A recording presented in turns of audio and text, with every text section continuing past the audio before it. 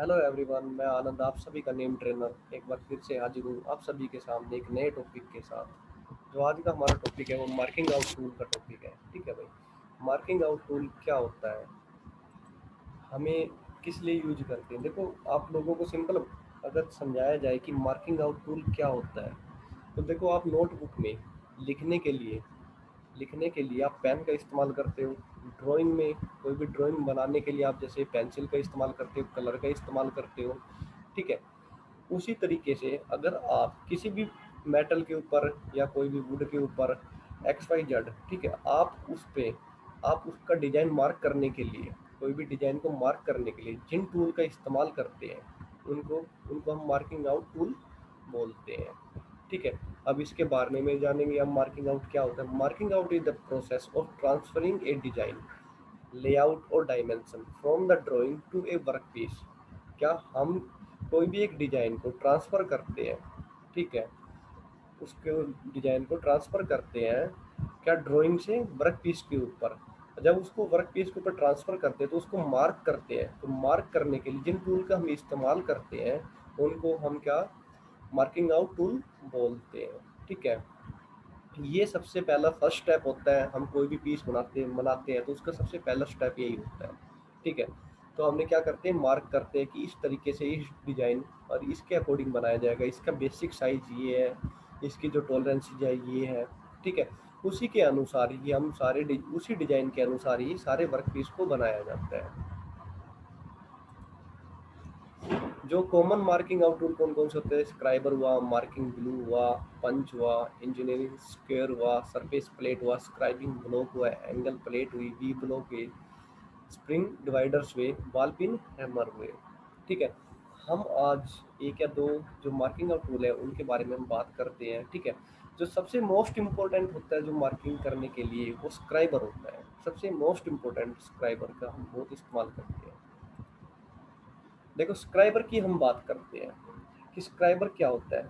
एक marking out tool है, simple सी बात है। स्क्राइबर क्या है, एक मार्किंग आउट टूल है। ठीक है, जो क्या किसी भी वर्कशॉप में मार्किंग करने के लिए किसी भी जॉब को उसके लिए इस्तेमाल करते हैं। ठीक है, स्क्राइबर का अगर मटेरियल की बात करें तो हाई कार्बन स्टील का बना हुआ होता है। हाई कार्बन स्टील का बना हुआ होता है। अगर इसकी पॉइंट की बात करते हैं, जो स्क्राइबर उसके पॉइंट की बात करते हैं, तो उसका पॉइंट को हार्ड और टेम्पर्ड किया जाता है। मतलब कि उसको हीटिंग प्रोसेस के जरिए उसको हार्ड कर दिया जाता है। ठीक है, अगर उसका जो पॉइंट है वो सॉफ्ट होगा तो हार्ड मेटल के ऊपर मार्क करते वक्त पॉइंट टूट जाएगा और मार्क नहीं कर पाएगा। इसलिए उसके पॉइंट को हमेशा हार्ड और टेम्पर्ड किया जाता है। अगर स्क्राइबर की अगर टाइप्स की बात करते हैं हम, तो single ended, double ended, knife edge और ऑफसेट। देखो, हम सिंगल एंडेड को हम क्या स्ट्रेट स्क्राइबर भी बोल देते हैं, डबल एंडेड को बेंट स्क्राइबर भी बोल देते हैं, नाइफ एज और ऑफसेट स्क्राइबर। ठीक है भाई, और भी स्क्राइबर होते हैं मोस्टली, जैसे पॉकेट स्क्राइबर हुआ। ठीक है, इनका भी हम इस्तेमाल देखो, ये मोस्टली थ्री टाइप के स्क्राइब फोर टाइप के मोस्टली स्क्राइबर है जिनका हम बहुत ज़्यादा इस्तेमाल करते हैं। इनके बारे में बताएंगे, इनका हम कहाँ कहाँ पे इस्तेमाल करते हैं। ठीक है भाई, ये देखो, ये जो इमेज आई है स्क्राइबर की इमेज आई है, बिल्कुल एक पेंसिल की तरह दिखने में या पेन की तरह दिखने में। ठीक है, अगर इसके देखो पॉइंट एंगल की बात करते हैं, इसके जो स्क्राइबर के ऊपर पॉइंट एंगल की बात करते हैं, जो ये पॉइंट पे जो एंगल बना हुआ है इनका बेसिक लाइन से जो एंगल बनता है वो कितने डिग्री का बनता है, 12 डिग्री से 15 डिग्री का एंगल बनता है। 12 डिग्री से 15 डिग्री का एंगल बनता है अगर पॉइंट एंगल की बात की जाए तो। ठीक है, देखो पॉइंट एंगल हमेशा जो इसका ये एंगल बनेगा, ये एंगल इसके जो पॉइंट का जो ये एंगल बन जाएगा, ये कितना बनता है, 12 से 15 डिग्री का होता है। ठीक है भाई, हम बात करते हैं अब सिंगल एंडेड स्क्राइबर की। देखो, सिंगल एंडेड स्क्राइबर को हम हैंड स्क्राइबर के नाम से भी जानते हैं। ठीक है, इसका जो वन साइड पॉइंट होता है, दूसरी साइड कुछ भी प्रोसेस नहीं होता है, उसको हम पकड़ने के लिए इस्तेमाल करते हैं। और इसकी जो बॉडी के ऊपर नर्लिंग प्रोसेस किया जाता है। नर्लिंग प्रोसेस इसलिए किया जाता है ताकि जो ग्रिपिंग है वो अच्छे से हो। ठीक है, नर्लिंग एक प्रोसेस है, उसके अंदर आपने कभी भी आपने देखा होगा, एक जिम करने गए होंगे, मोस्टली बच्चे जिम करने के लिए बहुत ज़्यादा जाते हैं ना, तो जिम करने गए होंगे तो आपने रोड जो देखी होगी जिम वाली, उसके ऊपर आपने गड्ढे गड्ढे से जो उभरे उभरे से आपने दाने दाने देखे होंगे, उस प्रोसेस को आप क्या बोलते हैं, नर्लिंग प्रोसेस बोलते हैं। ठीक है, खुरदरा सा बना दिया जाता है, तो ग्रिपिंग के लिए हम इसका इस्तेमाल करते हैं। जो सिंगल एंडेड स्क्राइबर है उसका जब यूज जो करते हैं वो जर्नल मार्किंग करने के लिए करते हैं, जर्नल लाइन खींचने के लिए हम उसका इस्तेमाल करते हैं। जर्नल मार्किंग पर्पज के लिए हम सिंगल एंडेड स्क्राइबर का इस्तेमाल करते हैं। अब जो बात करते हैं हम कौन से स्क्राइबर की, डबल एंडेड स्क्राइबर की या बैंड स्क्राइबर, इसको हम बैंड स्क्राइबर के नाम से भी जानते हैं। देखो इसके अंदर जो डबल एंडेड स्क्राइबर है उसका जो वन पॉइंट होगा वो बिल्कुल स्ट्रेट होगा, ठीक है। दूसरे पॉइंट वो बेंट होगा 90 डिग्री के एंगल के ऊपर, जो दूसरा पॉइंट होगा वो बेंट होगा 90 डिग्री के एंगल पर, आप देख पा रहे हो इमेज के अंदर 90 डिग्री के एंगल पे बेंट है, ठीक है। अब इसके जो बीच में नर्लिंग प्रोसेस दिया हुआ है ग्रिपिंग करने के लिए, अच्छे से पकड़ा हो जाए, मजबूत पकड़ के लिए, बेटर ग्रिपिंग के लिए नर्लिंग प्रोसेस दे देते हैं। इसका जो यूज करते हैं मेनली क्या, अकॉर्डिंग टू स्क्राइबिंग ब्लॉक के अनुसार इसका हम इस्तेमाल कर लेते हैं, परंतु हम जो बैंड स्क्राइबर का जो हम यूज करते हैं वो क्या, सिलेंड्रिकल जॉब की इंटरनल मार्किंग करने के लिए हम इसका इस्तेमाल करते हैं। सिलेंड्रिकल जॉब की इंटरनल मार्किंग करने के लिए हम इसका इस्तेमाल करते हैं। और क्या, जैसे लेथ मशीन के ऊपर सिलेंड्रिकल जॉब को हम जब फिट करते हैं तो उनका सेंटर पॉइंट को मार्क करने के लिए भी हम इसका इस्तेमाल कर लेते हैं। अब बात करते हैं नाइफ स्क्राइबर के बारे में, नाइफ एज स्क्राइबर हो गया, ठीक है। अब देख पाते हैं जो इसका जो वन एंड है वो बिल्कुल स्ट्रेट होगा, पॉइंट होगा, ठीक है, पॉइंट मतलब एक बिंदु की तरह होगा। और दूसरा जो एंड है वो एक चाकू की तरह होता है, नाइफ की तरह होता है, ठीक है। इसके बीच में वही नर्लिंग प्रोसेस दिया होता है बेटर ग्रिपिंग के लिए। इसका मोस्टली यूज किया जाता है लकड़ियों के लिए, लकड़ियों की मार्किंग करने के लिए, प्लास्टिक की मार्किंग करने के लिए हम इसका इस्तेमाल कर लेते हैं। अब नेक्स्ट है जो आपका ऑफसेट स्क्राइबर। आपने ये देखो ऑफसेट स्क्राइबर है, आप कभी आपने देखा होगा ऑफसेट स्क्राइबर को। तो ऑफसेट स्क्राइबर जब आपने वर्नियर हाइट गेज को देखा हुआ होगा, वर्नियर हाइट गेज से हम मिनिमम हाइट को मार्क करने के लिए, ठीक है, हाइट को मार्क करने के लिए आपके जो सरफेस टेबल होती है उस पर रखकर स्क्राइबर को, जो ऑफसेट स्क्राइबर को उस पर रखकर हम अपनी वैल्यू को जीरो कर लेते हैं। फिर आपने जितनी भी हाइट के ऊपर मार्क करना है, आप मिनिमम हाइट पे भी मार्क कर सकते हो, और आपने जितनी भी हाइट के ऊपर मार्क करना है आप इजीली उसको इसकी सहायता से, ऑफसेट स्क्राइबर की सहायता से मार्क कर देते हो, ठीक है। तो ये ऑफसाइड स्क्राइबर था, मार्किंग करने के लिए हम इसका इस्तेमाल करते हैं। अगर बात करते हैं हम एंगल ऑफ स्क्राइबिंग, देखो हम स्क्राइबर को इस्तेमाल करते हो अपना हाथ का, और जो मार्किंग करने के लिए जो एंगल कितना बना हुआ होना चाहिए, स्क्राइबर कितना टिल्टेड होना चाहिए, जो बेस लाइन से कितना टिल्टेड होना चाहिए, कितनी डिग्री का एंगल बनाना चाहिए, ठीक है। जैसे सपोज करो आप मार्क, जैसे आप एक मिनट रुको, जैसे ये इंसान है, ये मार्क कर रहा है, जो ये इंसान है ये मार्क कर रहा है, ठीक है। तो ये मार्क कर रहा है स्क्राइबर को, ये मार्क कर रहा है स्क्राइबर को, जो ये एंगल बना रहा है, 1 मिनट रुको भाई।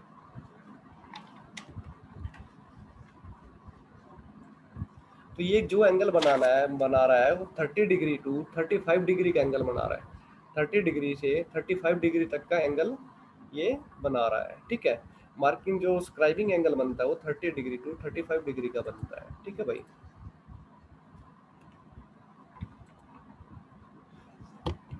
हम मार्किंग बिलू की बात करते हैं भाई, मार्किंग बिलू की बात करते हैं कि मार्किंग बिलू,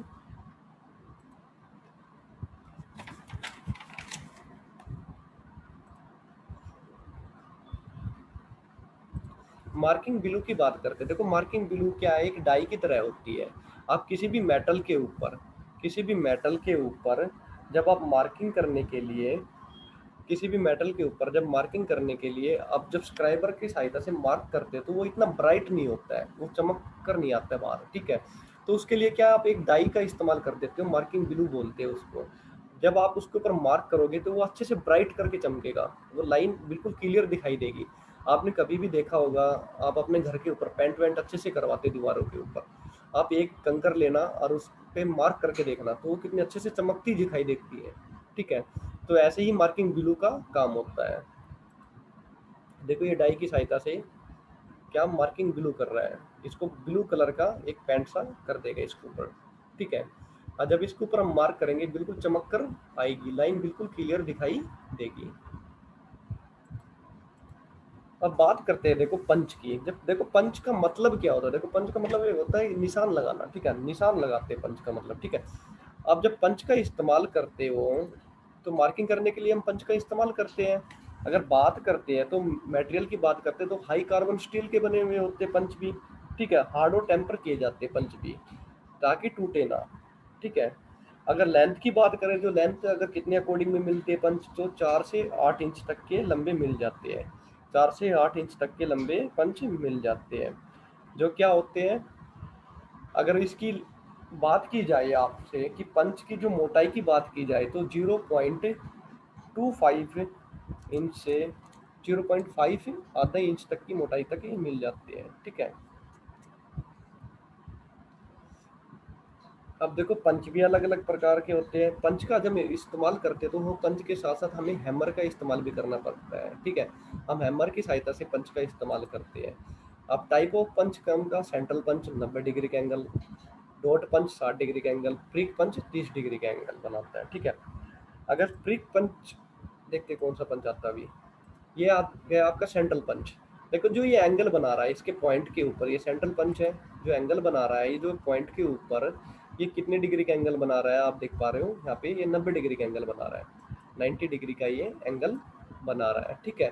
तो सेंट्रल पंच के अंदर जो एंगल बनता है इसके पॉइंट पे, वो कौन सा 90 डिग्री का एंगल बनता है, ठीक है भाई। देखो सेंट्रल पंच का जो हम इस्तेमाल करते हैं मोस्टली, जो बहुत वेरी कॉमन इस्तेमाल किया जाता है वो कौन कौन सा इस्तेमाल किया, जो लोकेट करने के लिए किसी भी होल के अंदर उसकी पोजीशन को लोकेट करने के लिए हम सेंट्रल पंच का इस्तेमाल किया जाता है। सपोज करो आपने किसी भी वर्क पीस के ऊपर होल करना है, ठीक है।